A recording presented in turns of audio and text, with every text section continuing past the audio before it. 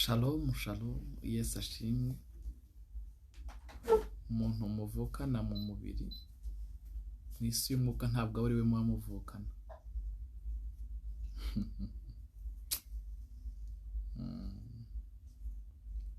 Ushobora kuba ufite umugore cyangwa umugabo mubana, ariko isi y'umwuka atari we mubana, ari undi. Ushobora kuba hariho esheke wageze mu mubiri, ukaba wagize igihombo kitoroshye, ariko mu isi y'umwuka ahubwo ukaba wamaze kunguka. Ndetse ushobora kuba wamaze kunguka mu isi y'ibifatika, abantu bakureba bakabona hari ibyo wagezeho bikomeye, ariko mu isi y'umwuka wamaze guhomba. Abarokore dufite imbaraga mu isi y'umwuka, hanyuma ab'isi bakagira imbaraga ahangaha ku isi nyine. Kandi igifite umumaro cyangwa se igikontorora ibindi ni isi y'umwuka. Kurikirana iki kiganiro cyose kirambuye, ntuze kugicamo hagati, uraje umenye ibyo utari uzi. Reka tudatinze tubanze twiragize Imana. Data, mu izina rya Yesu Kristo w'i Nazareti, Imana ikomeye kandi ihambaye, isi y'umwami wacu Yesu Kristo, turagushimiye kuri Imana. Mbere ya byose duciye bugufi imbere y'ubwiza bwawe, njye n'uyu nkurikiranye, kugira ngo tubabarire ibyaha byacu tweze kandi dutunganye, dukureho umwaku, dukureho umwuka mibi, dukureho icyaha n'igisa nacyo, twejeshe amaraso yawe, kugira ngo ibyera tugiye gusangira, ibyo kurya byera tugiye gusangira, bigirire umumaro buri muntu wese. Izina ryawe rihabwe icyubahiro kandi rishyirwe hejuru mu izina rya Yesu. Ndasengeye buri wese ugiye kubyumva, asengeye ibitekerezo bye n'umutima we, kugira ngo bigire aho bimukuye n'aho bimugejeje mu izina rya Yesu. Amen. Ndakiriye abantu bari hano mu gihugu cya Uganda, abantu bari mu Rwanda, inshuti zanjye z'i Burundi, abantu bari muri Kenya, Malawi, Zambia, mukunze kudukurikirana muri benshi. Imana ibahe umugisha. Ubone muri comment wandika muti amen, amen, amen. Munyakire kuko nanjye ndabakiriye. Nyakirira muri comment, ndabakiriye mwebwe wowe uri muri Oman, Dubai. Je ndi hano Uganda, urandika igihugu cyanjye, nanjye ndi hano, nanjye ndakwakiriye Prophet. Urabukoze cyane. Abantu bari muri Amerika, Imana ibahe umugisha. Bari muri Canada, Australia, no kuri kw'Imana, Imana ikumpera umugisha kubw'iki kiganiro, kubw'uko turi kumwe.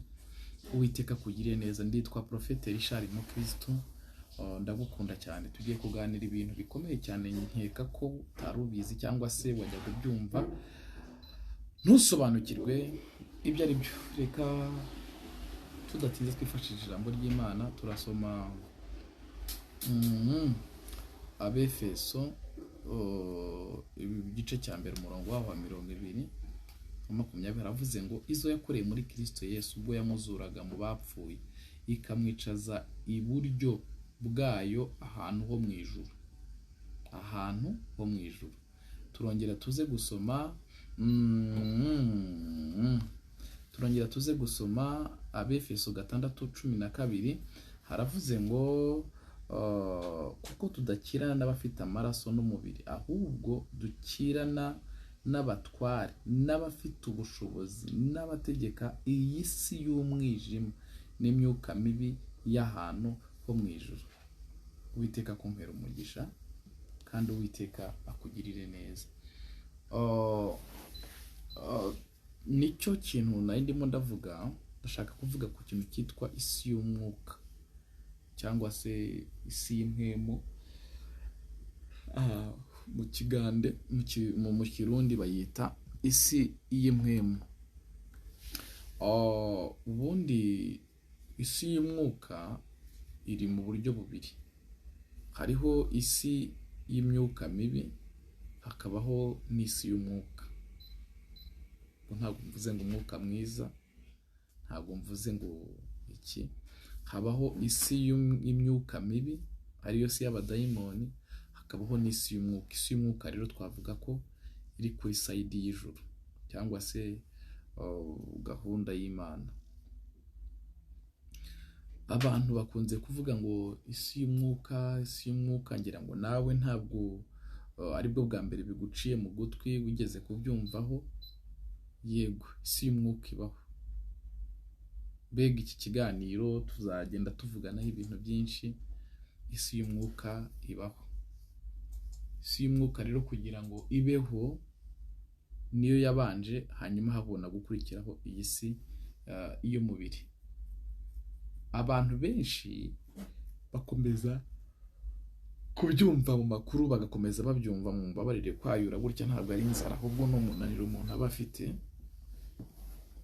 Ariko hamwe n'Imana turaza kuza kugubwa neza.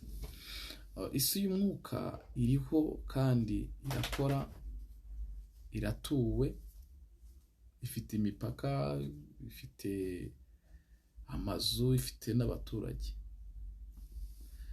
Kuba rero ifite ibyo byose bisaba kugira ngo uyitwareho neza, kugira ngo ubashe kugira ubuzima ahangaha mu isi y'umubiri. Uwiteka aduhana umugisha kandi ashirwe hejuru. Ubundi mu mateka ikintu cyitwa isi y'umwuka ni nko twavuga ko ari nk'ubuzima bw'umwuka. Hariho isi ikorerwamo ibibi, hakabaho n'isi ikorerwamo ibyiza. Hariho isi ikorerwamo amatega mabi, ikontororwa n'abo barozi, ikontororwa n'abo badayimoni, n'abo bapfumu. Mbega iyo si ifite ibidasanzwe. Hakabaho rero isi y'umwuka iturwanirira, ni isi zegeranye. Kuba rero iturwanirira, iyo habayeho intsinzi mu kirere cy'umwuka, iyo ntsinzi byanze bikunze iba igomba gusohora muri iyi si bifatika. Iyo habayeho gutsindwa mu isi y'ibidafatika, byanze bikunze na hano iyo ntsinzwi iba igomba kukugeraho. Uru rugamba rero abarokore barurwana ibitariko. Hariho ikibazo kiba kitari cyo gusengera, ahubwo ari cyo kurwana nacyo. Hakabaho ikibazo kiba atari cyo kurwana nacyo, kikaba ari cyo gusengera. Ariho hantu Petero yafashe inkota kugira ngo akureho ugutwi, yamara kugukuraho Yesu akamubwira ngo subiza inkota mu rwubati, ntabwo uru rugamba ari urw'umubiri. Ndetse aravanga iyo ruza kuza kuba urw'umubiri nagahamagaye bataliyani y'abasirikare ikaza ikaturwanirira. Ni ukuvuga ko iyi bataliyani yari guhamagara y'abasirikare ikaza kuturwanirira, ntabwo Yesu yari kwihamagara i Roma, ntabwo Yesu yari kwihamagara mu Butaliyani cyangwa se ngayihamagara i Yerusalemu, nta handi. Ni ukuvuga ko yari kuva mu isi y'umubiri, mu isi y'ibidafatika, abasirikare bwahita babaho, barangiza bakarwana. Eliya yigeze kubwira ingunzu n'amadubu ngo birya abana bari bamuteye abantu 50, ngo idubu zihita zirya abantu ziva mu ishyamba, zirya abantu. Zimaze kurya abo bantu bari bateye Eliya, zirongera ngo zisubira mu ishyamba. Aka gace ntabwo aho Eliya yarari hari hegereye ishyamba, ntabwo aka gace Eliya yararimo, ntabwo tuzi forest, nta fore yari ihari, nta shyamba ryari rihari. Ariko mu isi y'umwuka ishyamba ryari rihari, ryaragendana. Ni ukuvuga ko isi y'umwuka ibamo amashyamba, isi y'umwuka ibamo amazi, imigezi, isi y'umwuka ibamo ibintu bidasanzwe. Kandi ahantu hari amazi mu isi y'umwuka, mu isi y'ibifatika haba hari ubutayu. Ahantu hari ubutayu mu isi y'ubufatika, mu isi y'umwuka haba hari amazi. Ahantu hari amazi hano mu isi y'ibifatika, mu isi y'umwuka haba hari ubutayu. Ahari ubutayu mu isi y'umwuka, mu isi y'ubuzima haba hari amazi. Ariho hantu Mose yageze mu bugaragwa bananiwe, bamerewe nabi, bwari ubutayu, ariko isi y'umwuka bageze ku mazi. Mu isi y'umubiri abisirayeli bagenda bari bishwe n'inzara, bishwe n'inyota, ariko mu isi y'umwuka bageze ahari amazi. Munyumve neza, ariho hantu Imana yabwiye Mose ngo nakubita inkoni kuri urwo rutare, nakubita inkoni ku rutare. Aho ngaho ntiyiriwe ajya kure, amaze gukubita inkoni ku rutare, rwa rutare rutangira kududubiza amazi. Ndafashijwe cyane. Rero igihe cyose ugeze mu kibazo kitakoroheye kandi gikomeye cyane, uba uri hafi y'ibisubizo. Igihe cyose ugeze mu munezero mwinshi cyane mu isi y'umwuka, wamaze kugera mu butayu butoroshye. Ndashaka kugira ngo abantu musobanukirwe, kandi niba tukiri kumwe utaransiga andika muri komenti uvuga uti nanjye ndumva nshaka gusobanukirwa isi y'umwuka. Uwiteka ahabwe icyubahiro kandi Uwiteka ashyirwe hejuru. Isi y'umwuka ni isi y'ibidafatika, ariko bibeshejeho ibifatika. Isi y'ibifatika ni isi y'ibidafatika. Mu isi y'umwuka abarokore cyangwa se abantu b'Imana dufite ubushobozi ahari umumaro, tukaba tudafite ubushobozi ahatari umumaro. Ahari umumaro ni hejuru muri iyo si y'umwuka, ahatari umumaro ni kuri iyi si y'ibifatika. Ariho hantu Pawulo yavuze ngo ariko twebwe tureba ku bidafatika, ariko twe tureba ku bidafatika. Ni ukuvuga ko aravuga ngo ibifatika kuko ari iby'igihe gito. Ndimo ndibuka Yesu yabwiye intumwa ze zari zimaze gutakaza ibintu byose, noneho birangije aravuga ngo twebwe twasize ibyacu tukagukurikira, tuzagororerwa iki? Yesu arangije arabasubiza ngo mukiri mu isi muzabikubirwa inshuro 100, mwiyongereho n'ikamba ry'ubugingo.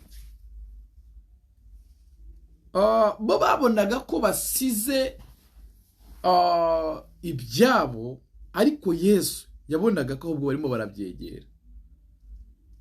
Isi y'umwuka ibi biba bigaragara nk'aho tubifite, si byo tuba dufite. Isi y'umubiri ibigaragara nk'aho twabitakaje, nibyo ahubwo tuba twungutse. Ariho hantu Yesu yavuze ijambo rikomeye ngo ushaka kunkorera niyikorere umusaraba we, yiyange. Ni ukuvuga ko igihe cyose wikunze mu isi y'umwuka uba wiyanze, igihe cyose wiyanze mu isi y'umwuka uba wikunze. Sinzi niba muri bo muranyumva, ariko ndizera ko uri buze kunyumva neza. Buri gihe cyose hari igihe dutakaza ibintu tukarira, tukamererwa nabi, tukavuga tuti turahombye, turapfushije, biranze, ariko ijuru ryo ririmo riraseka, ijuru ryo rinezerewe, ribona ntacyo duhombye. Hari igihe tuba tubona ubuzima bwanze, ariko mu isi y'umwuka butangiye. Umugabo umwe yigeze kuvuga ijambo rikomeye, aravuga ngo roho y'umuntu, cyo bita ame, umwuka wera, igihe cyose ngo uba ushaka kurya, n'umubiri ukaba ushaka kurya. Umwuka wera rero uba ushaka kurya, ukwibabaza muri twebwe. Umubiri nawo ukaba ushaka kwihaza, kunezerwa, kwidagadura. ibintu nk'ibyo ngibyo. Umuntu mwigeze kunsobanurira cyangwa se ambwira uburyo iyo umuntu yisonzesheje ngo ijuru rihaguruka rigatangara, ngo rikabaza ngo ko ubundi abantu bakunda ibyo kurya, kuki uyu nguyu yisonzesheje bigenze bite? Rikavuga ngo ko abantu ubundi baba batariye batabaho, uyu nguyu uko yisonzesheje bigenze bite, habaye iki? Mbega ngo ukasanga birabatangaje, ngo bigatuma n'ijuru rimanuka kugutabara. Isi y'umwuka rero nayo ni uko iteye. Umuntu ushobora kumwitegereza ukabona ni umuntu ukomeye, ariko mu isi y'umwuka ari fake. Umuntu ushobora kumwitegereza ukabona ni umuntu woroheje, ariko mu isi y'umwuka ari umuntu ukomeye cyane. Izina ry'Imana yacu rihabwa icyubahiro. Isi y'umwuka ni ikintu kidasanzwe. Niho honyine dufite ubushobozi gusumba ubushobozi dufite hano mu isi mu isi y'ibifatika. Ni inyigisho ngiye kuvugaho igihe kinini, kandi munshyigikire. Ushyigikire ukora subscribe, ushyigikire ukora share, kugira ngo ubu butumwa uwe bugeraho wese bumugirire umumaro. Natangiye ndimo ndabwira ngo umuntu mwamuvukana mu isi y'umwuka,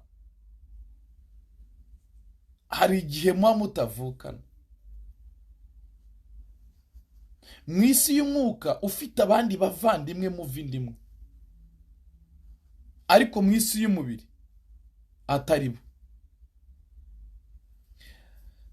Birangije baraza babwira Yesu, baramubwira ngo ngwino dutahe, ababyeyi bawe na bene so baragushaka. Yesu arababwira ngo bene mama na bene data ngo nabumva ijambo ry'Imana, ngo kandi bakarikurikiza. Abo bari bari kumwe rero nibo bari barimo baramwumva, abari bo yita bene nyina.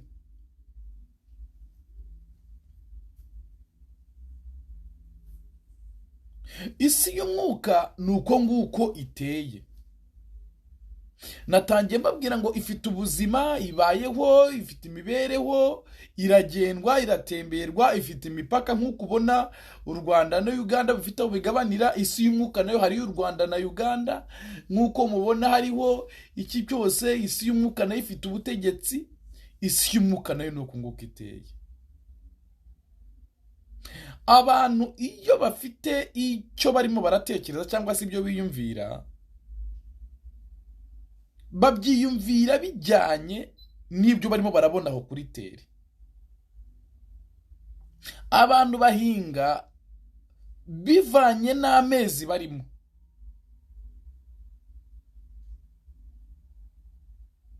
Bavuga bati wenda aya mezi turimo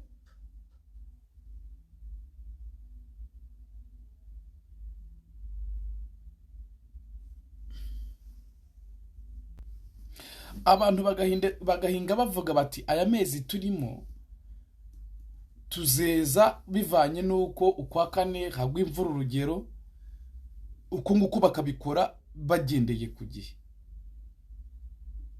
Abari mu isi y'umwuka rero igihe cyose ibikorwa bikorerwayo biba ari bitandukanye n'ibikorerwa aha ku isi. Ni nayo mpamvu umuntu ahomba aha ku isi y'ibifatika, nyamara mu isi y'umwuka akabarungutse. Yaba ahombye mu isi y'umwuka ukabona none hari ibyacigatiye mu isi y'ibifatika, kandi akaba ari cyo gihombagize. Ubuzima none hatubamo bugoye mu isi y'umwuka tukihangayika, mu gihe kiri imbere butuviramo inyungu mu isi y'umubiri. Igihe cyose icyo twakiriye mu isi y'umwuka tuba tugitakaje, kandi kituvuyeho dutakaje mu isi y'umwuka tuba tucyakiriye.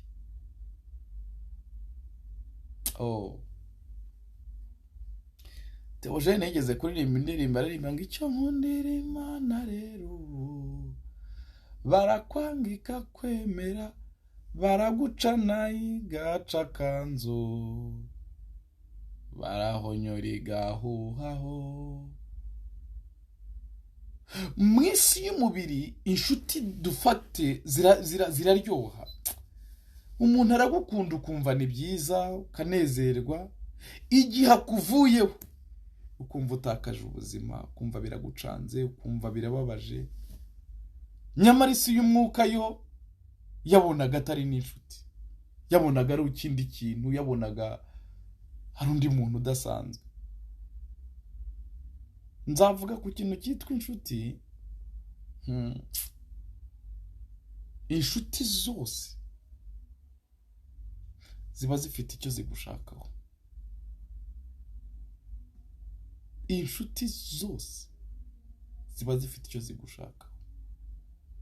Igukunda, ifite ikigukwifuriza, ifite iki byose, ifite twiguha, ibifite ikigushakaho. Mu gihe rero ibifite ikigushakaho,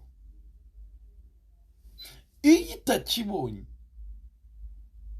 bwa bushuti burarangira, kandi niyo ikibonye ntibukomeza. Bwa bushuti buvamo yaraguharaye, kagaharuro kakageraho kakarangira. Kugira ngo mube mwabasha gukomezanya, nuko wazajya ufite icyo umuha, ukagira ikindi uhishe, akazagitegereza ariko abizi ko gihari. Na cya kindi kikazajya kuhagera hari ikindi wahishe, na cya kindi kikazagera hari ikindi wahishe. Mu gihe atari ubwo buzima bubayeho, mugeraho mugashwana. Abantu babiri kugira ngo bahuze, bakomeze bakundane umwaka umwe cyangwa iki bakomeze, nuko haba hari ibintu birimo birabahuza. Sometime bishobora kuba ari project, sometime bishobora kuba ari abana, bishobora kuba ari ariko kiba gihari. Noneho kikaza kigahinduka urukundo, kigahinduka ikintu cy'urukundo runaka, ariko gihari. Ntabwo ari ukuvuga ngo abantu biyumvanyemo gusa, ngo abantu barahuje, abantu si uko bimeze. Ariko umva impamvu ndimo ndabivuga. Nta muntu ushobora kugenda ngo avuge ngo ngiye kugurira abantu bo mu gace ka runaka, ngiye kubashyira ibyo kurya barashonje, atitwaje amakamera, atitwaje ibiki byose. Baba bafite ukuntu baba ari abatekinisiye. Abantu si yagiye ibanda, abantu bakomeza kugenda baba abahanga cyane ku rwego rwo hejuru. Isi y'umwuka rero, amaso arebayo saya ngaya y'umubiri, hari andi maso aba agomba kurebayo. Isi y'umwuka iratemberwa, ariko hatembera y'amavi, ntabwo hatembera y'amaguru.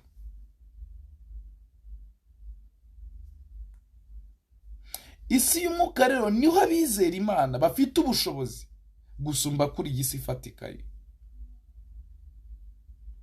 Igihe cyose habayeho kurangara, hakagira ikiva mu isi y'umwuka kikagera ahangaha mu isi y'ibifatika, kugira ngo uzajye kukirukana cyongere gisubireyo, ntibikunda.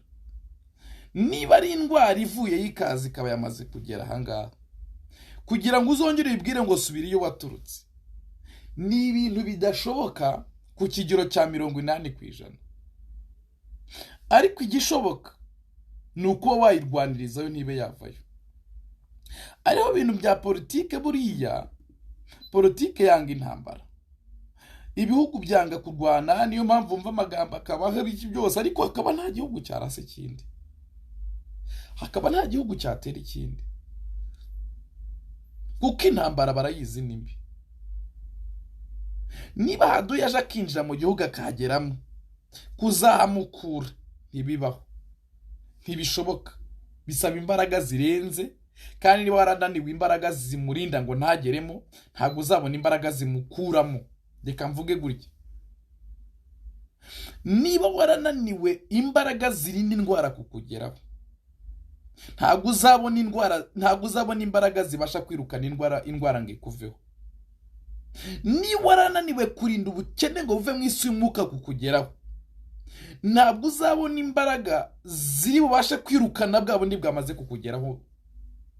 my God, cyangwa mukumva ayo magambo. Aricyo kintu natangiye mvuga ngo mu isi y'umwuka tuhafite imbaraga gusumba mu isi y'umubiri, kuko nicyo gihugu cyacu, nicyo gihugu dufitemo ijambo.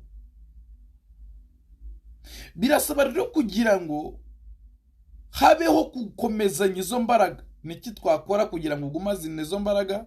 Niki twakora kugira ngo dutembere icyo gihugu? Niki mbega niki twakora? Iki kiganiro kizakomeza.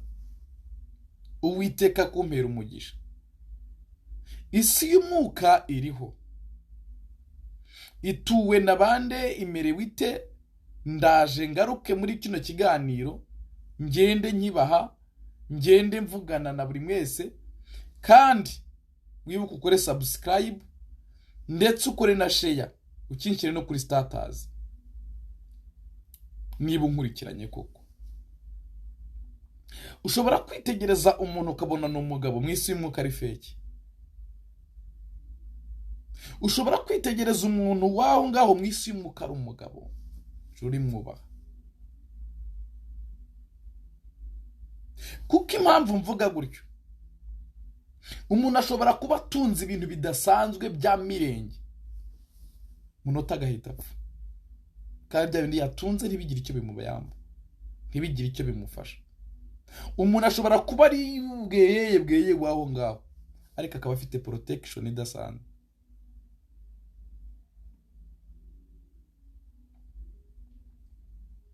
Iyo abantu babiri barimo barirukanka, cyangwa se irisiganwa ry'abantu barimo barirukanka, haba hari akantu kamwe k'agatambaro gutya bagenda bagacamo, bamara gucamo akaba yamaze kugira gute, akaba aratsinze.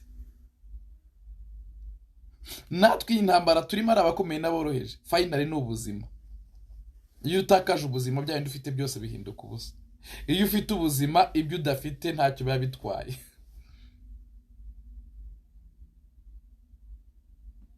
Katonda w'amanyi akumpera uburamu burungi. In the name of Jesus. Ushobora kwitegereza umuntu mu isi y'umubiri ukabona nta rugo afite, ntiyubatse, ariko mu isi y'umwuka akaba afite urugo, arubatse pe, akaba arubatse. Ushobora kwitegereza umuntu mu isi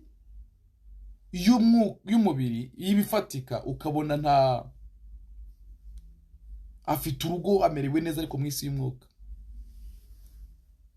ari ingaragu.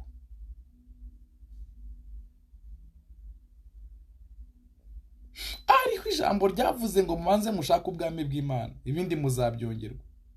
Ni ukuvuga ko ibi bintu tuba dufite, ibi bintu ubona abantu baba bafite imitungo, ijuru cyangwa se isi y'umwuka, ibyita inyongezo.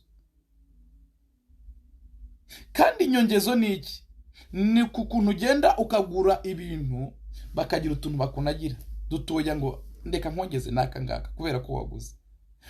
Ni ukuvuga ko ibi bintu byose duhiga abantu barara bayirebye mu isi y'umwuka ni inyongezo. Tuba ari utuntu tw'inyongera. Igifite imbaraga mu bwami bw'Imana. Imana ikungirire neza, Imana ikumpera umugisha, kandi Imana igukorera ibikomeye. Turakomeje ikintu cyitwa isi y'umwuka. Witeka kunkorera ibirenze, akumpera umugisha utagabanije. Andika muri komenti ikindi wumva niba hari ikibazo ugizemo hano, kandi niba wumva shaka iki kigisho cyajya gikomeza, komeza rwose binyandikira ati Prophet komeza. Witeka guha umugisha. Andika subscribe, nukuri Witeka guha umugisha kandi akugirire neza. Kora subscribe, ukore na share, na kara kantu kageze gutyo ugakandeho. Ndagukunda. Mwari kumwe nanjye Prophet Mukristo Richard. Igiye ari introduction, turaje dukomeza ku kintu cyitwa isi y'umwuka. Ndashaka kugira ngo uhinduke undi muntu udasanzwe, uhinduke igikoresho cy'Imana, uhinduke umunyamumaro. Witeka guha umugisha kandi akugirire neza. Imirangi ya telefone ngira ngo iriho aho hasi urayibona. Ufite ikindi cyifuzo cyangwa se ikibazo, banyandikira kugira ngo dukomeze, cyangwa se ushobora kubibona no muri comment. Ndagukunda cyane. Shalom shalom.